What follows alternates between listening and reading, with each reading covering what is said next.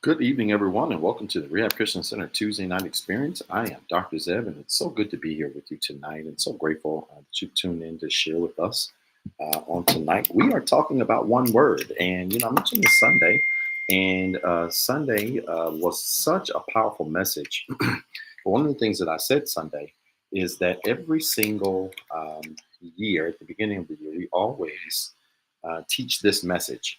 It's always important that when you are planning your life, just in general, not just at the beginning of the year. I know beginning of the year, all the gyms are packed. Everybody is trying to lose weight.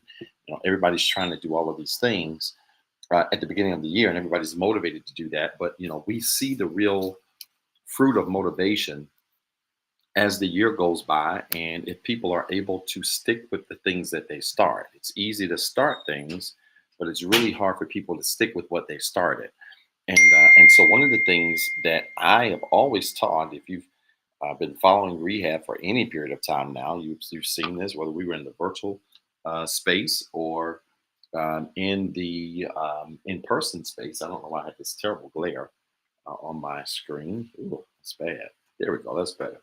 It doesn't matter what space we have been in. I've always taught the importance of setting the intentions of your year, but doing it this way: setting the intentions of your year by choosing one word and sticking with it, right? So, it's one thing to say that you have multiple goals, and it's nothing wrong with having um, multiple goals.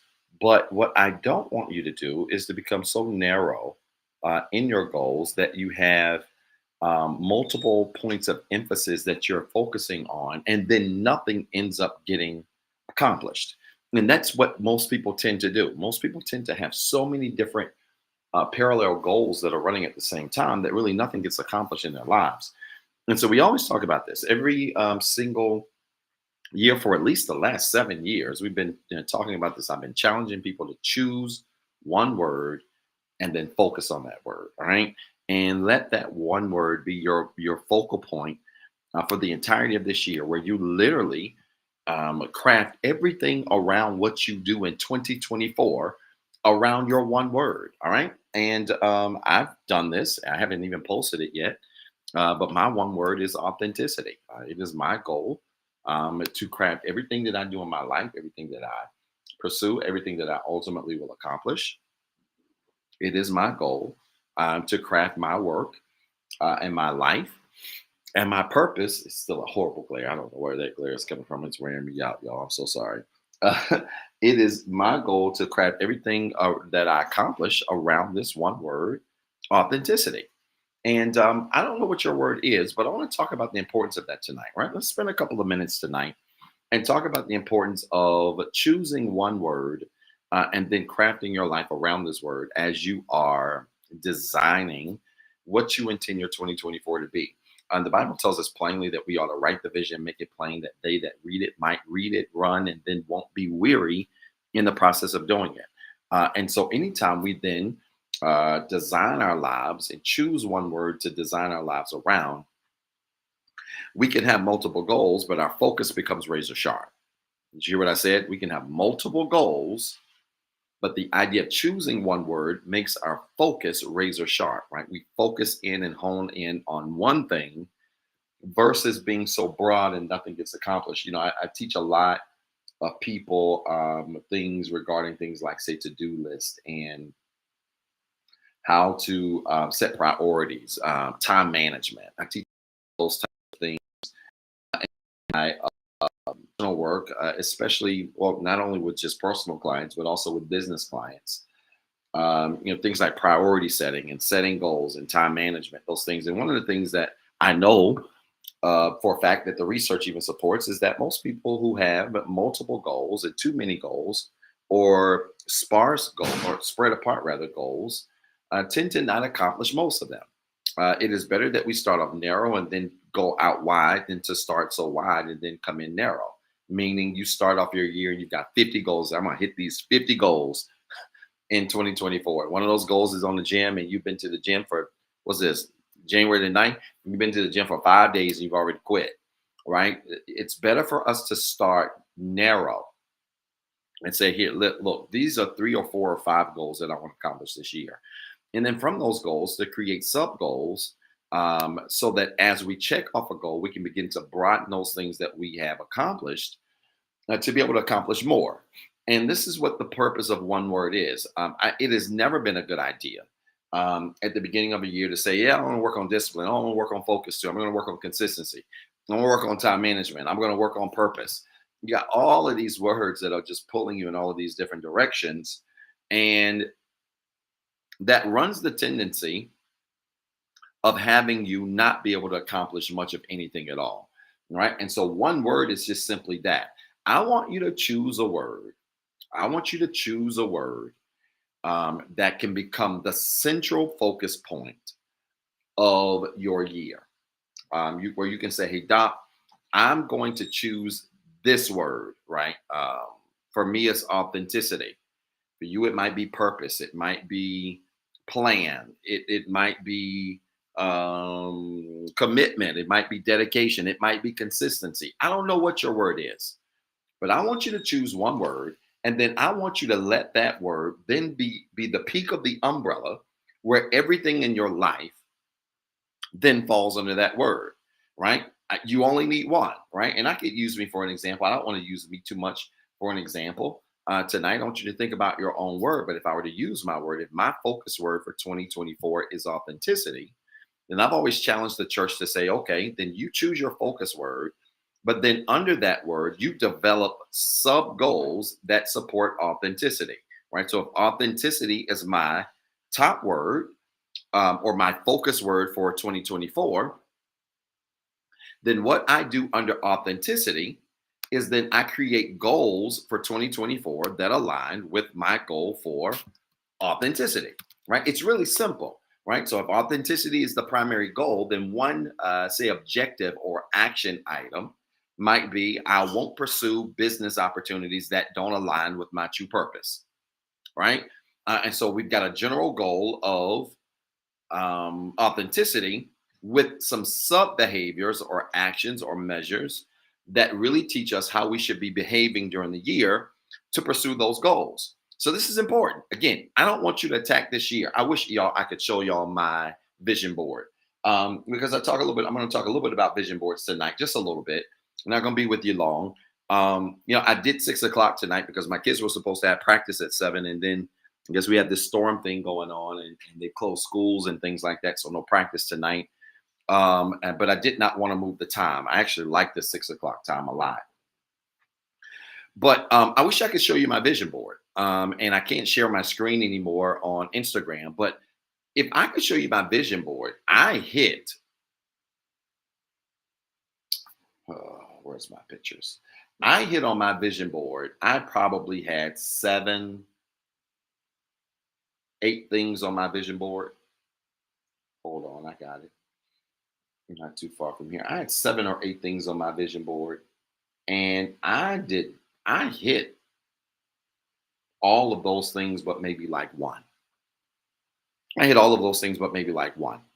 And it's crazy that when you set your vision like this for the year, where you say, listen, here are the things that I'm going to accomplish this year. Here are the things that I'm going to go after. And those things, right, those measurable goals and actions point up to a word that is then the umbrella word that undergirds your actions.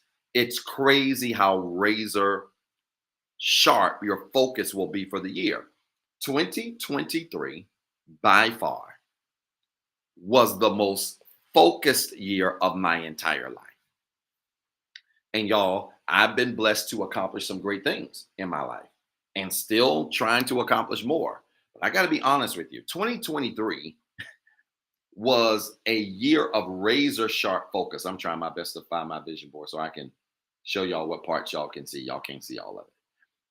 2023 was by far my most razor sharp focus year because I was very intentional. My word was discipline, and everything that I tried to do in 2023 aligned with the principle of discipline. And this is how we see results, right? This is more than just creating a vision board and then putting it up on your wall and making copies or putting it on your phone. I have it on my phone, and So every time I would open my phone, I can see it on my screen. That stuff is all great. You can write a vision. You can put a vision in spaces where everybody can see it. Nothing wrong with all of that. But what really brings vision boards alive are when we create actionable items that align with the general principle that we have planned for our life, with the general idea that we have set as a goal for our life. Right. So this thing is all about alignment. I teach this a lot in my personal work. That alignment is when what you say, what you do, and what you believe are on the same page. And where people mess up this year, they say, "Oh, I'm losing 10 pounds this year," right? That's what you said. I really believe I'm going to lose 10 pounds this year. That's what you believe. Here's the problem. What are you doing to lose 10 pounds? Because you can say you're going to lose 10 pounds. You can believe you're going to lose 10 pounds. But if what you're doing does not support you losing 10 pounds, your life is not in alignment. And this is how so many people set up vision boards or plans for their lives, visions for their lives that ultimately don't end up working out because there is not true alignment between what you say, what you do, and what you believe. Tonight, I want to challenge you through one word. I don't care what word you choose for your year. I just need you to do this. I need you to make sure that what you say you want for your life, what you believe you want for your life, and what you are doing about your life are all on the same page. I want to say it again. What you say you want for your life, what you believe you want for your life, and what you are doing about your life, all of those things have to be on the same page. If they're not, then assignments or exercises, activities like one word become null and void, right? So choose your word. And I tell people to try to choose words that are less about people and less about resources. Choose words that are less about people and less about resources, and choose words that really reflect values, right? Less words, less people, less resources, more values, right? Values, discipline, commitment, consistency, dedication. Maybe your word is dedication. Maybe your word for the year is peace, right? That you're not going to be involved in anything, attack any project, be involved in any assignment, take on any client, any business venture, any relationship or connection that does not support the ultimate goal of peace in your life. But I don't want you to choose tangible things, right? What tends to happen a lot of times when people do vision planning for the year, they choose tangible things. So their word for the year might be money. Well, duh. Like, who doesn't want money for the year, and who doesn't want better financial resources to be able to do what they need to do, right? Or their goal for the year might be property. Well, that's a great goal to have. If you maybe say have a goal to acquire property, to maybe start investment properties, and maybe get into real estate, all of that stuff is beautiful. But that shouldn't be the ultimate goal, because those things speak to your livelihood, and you're going to do what is necessary to support your livelihood. But maybe the goal is education. Let me tell you the difference. Maybe the word is education. And maybe as a sub goal for the word education being the focal point, a sub goal might be to obtain my real estate license. That's practical, right? Obtaining your real estate license then positions you, go down another tier, to purchase property that supports your ultimate goal of education. Education creates a degree that positions you to purchase property, that positions you to make good on your idea of obtaining more resources. But resources aren't the goal. The goal is education that then becomes the impetus for us obtaining things that we want. All right. So you want to avoid things like resources. And here's another tricky one too. And many of you may not agree with me when I say this. You want to avoid things like people, right? Don't put family as a goal, right? Your word for the year shouldn't be family. You know why? Because that ought to be your word for the year regardless. That should be your word for the day every single day. There should be nothing in your life, especially if you have children and things like that, and parents that are living. There should be nothing in your life that you are pursuing that does not have your family in mind. right? So when we've done this in the past, I've told people, listen, don't put your aunt, your uncle, your grandma, your mama, your daddy, your kids on your as your focal point for the year. I'm doing everything and it's about family. Well, there will be some things you're gonna have to decide and think about doing that may not have anything to do with them or may not be directly relevant to them. It is assumed that most things that we do have an alignment with the people that we love, family members, whatever else, right? So those things are general assumptions, y'all, that we make that we don't have to make clear when we choose our one word of focus, right? The goal again is values that will help to create alignment in our lives, right? After you select this goal, where did I put my stuff? Oh my goodness, I left it in there. After you select this goal, your one word, then you want to create some actionable behaviors, activities, daily activities that you can do that align with your overarching goal, right? If you've heard anybody teach on smart objectives or smart goals, you probably heard a lot of theories about those goals being very specific and measurable, right? Obtainable, right? Attainable, rather. You don't want goals that are pie in the sky. You want to set goals that are a balance of realistic, but also goals that position you to be pushed, goals that position you to be stretched, right?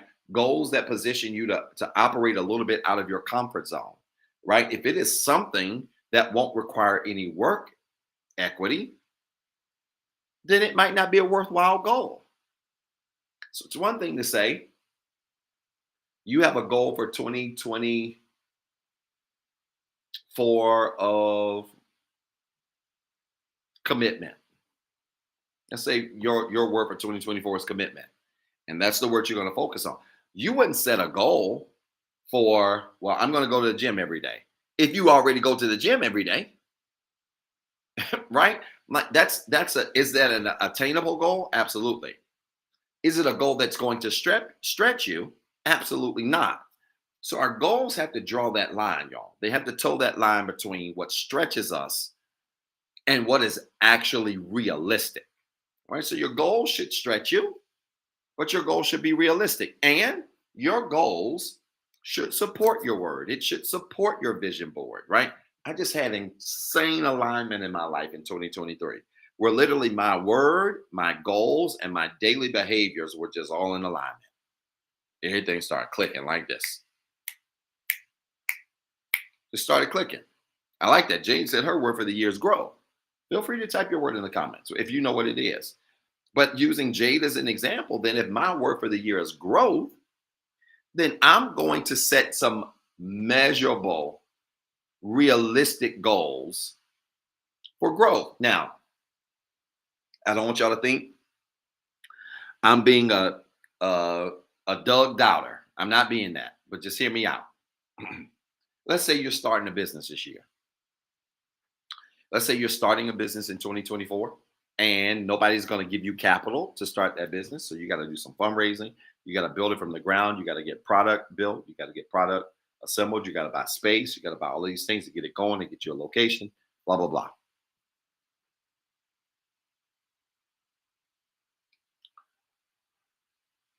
I would not set a 1 year, first year goal. If my, word of the year was growth, I wouldn't set a goal for year one of gross and say $50 million. Well, Doc, you ain't got no faith. I do have faith, right?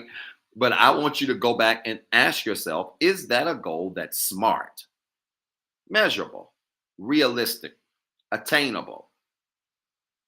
Right? You say this stuff to people and they think you don't have faith or doubt.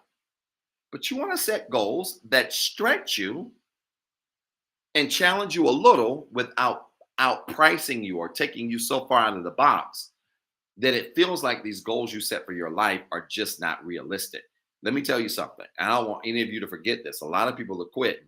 A lot of people quit in 2023, not because they had a bad vision. If the word for your life, right? Jade's word is growth. And I agree with that, right? Your goals have to be smart. We talked about that earlier.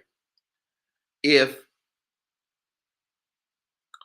you had goals in 2023 that were not realistic, but you had a solid vision for your life, say for growth or discipline or commitment. That was the overarching vision. I'm here to tell you most people quit not because they had a bad vision, but because they had bad steps along the way. They had unrealistic steps along the way towards pursuing whatever that ultimate vision was for their life. Your goals have to be smart. Goals have to be measurable, specific, attainable, realistic, time sensitive. They have to be those things. And if they are, then sometimes the goal as a new business owner is not to gross $1 million. Let me tell you something. For some businesses, depending on what you're selling and what you're doing, for some business, the goal just needs to simply be to get out the Rehab. I remember, y'all, I remember when Rehab started. I remember when Rehab started. It started in a nightclub. Well, not a nightclub. It started in a building, an event center that used to rent out to local party promoters. And so, excuse me, we used to come in on Sunday mornings. Our service started at 9. It's historically always started at 9. And we would come in and we would get in there about 7 o'clock. And when we came in the building at 7 o'clock, we would have to arrange chairs in this event center. And I kid you not, there would be beer bottles on the floor from the night before, where literally, me and we had some volunteers that would come in and pull the chairs off the wall. And then we would have to go in the storage room that they let us have in the event center. And we would have to roll the organ out, roll out the drum set that up. Chris Morton, who's been with me in essence since the beginning. Chris Morton has helped Rehab since I started. I think Chris came 3 months after I started Rehab, right around the time my son was born. And he'll tell you, he would be there. They would help us. They would be setting up the music. And, we would be setting up the chairs, and it would be bottles on the floor and all kinds of crazy stuff all over the place. And, it's crazy. I didn't have members, so I bought an organ. I bought a brand new set that we, ended up having for the entirety of our ministry. Organ, brand new drum set. We bought music equipment, sound equipment. We had to buy all of this stuff.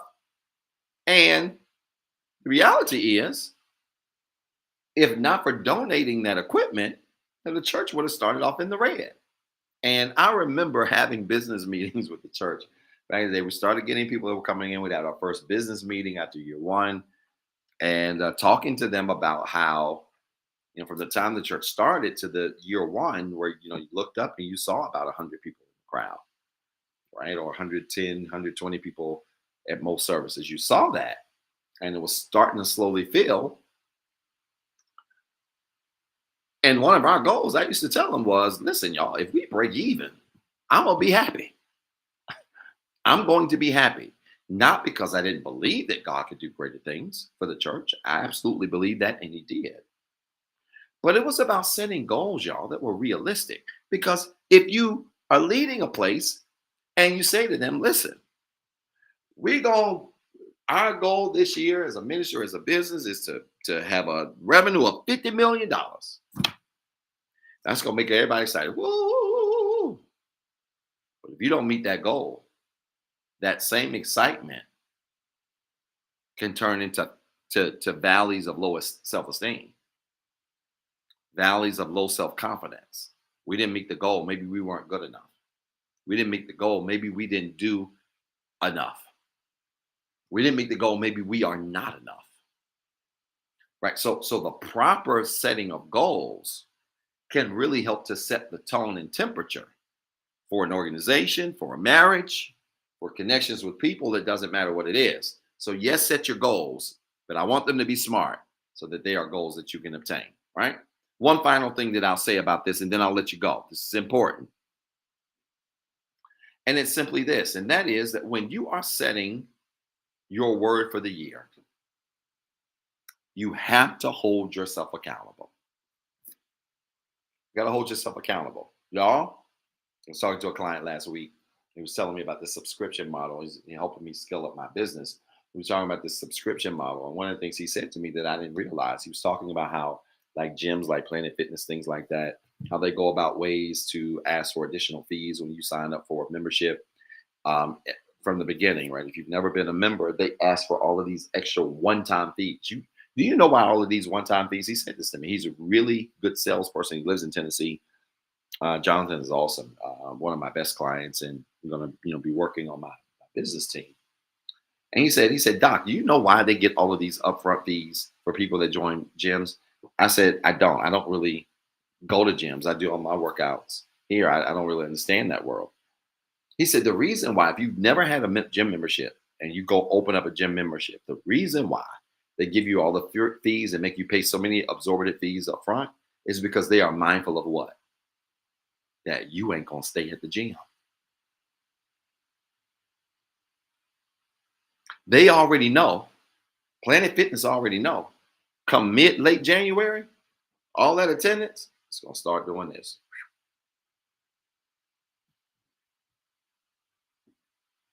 They're not dumb. So what they do is at the beginning of the year, they have sign-up sales. They encourage everybody to sign up. People are motivated to get back to the gym at the beginning of the year. They go sign up. They pay all of these exorbitant fees, and those fees that you pay end up bringing up the slack for the people who have memberships who don't honor them. Ain't that wild, Jade? I had no idea. I didn't understand nothing about gym memberships. I've never had a gym membership other than the YMCA. That's it. I've never had another gym membership, but they collect those fees up front as a buffer for your inability to remain committed. Y'all, set your vision.